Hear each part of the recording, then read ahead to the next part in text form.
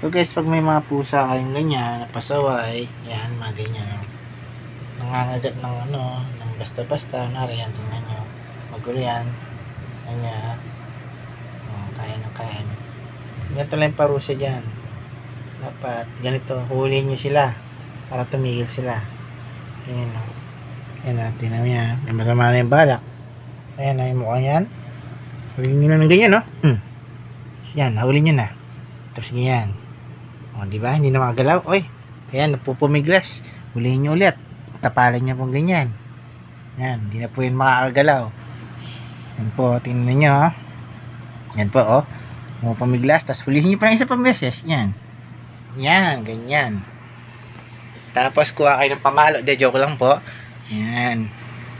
Parang yan. Tapos yan, hindi na gumagalaw, diba? Yan. Okay. Oh, nanlalaban pa. Nangagat pa po eh.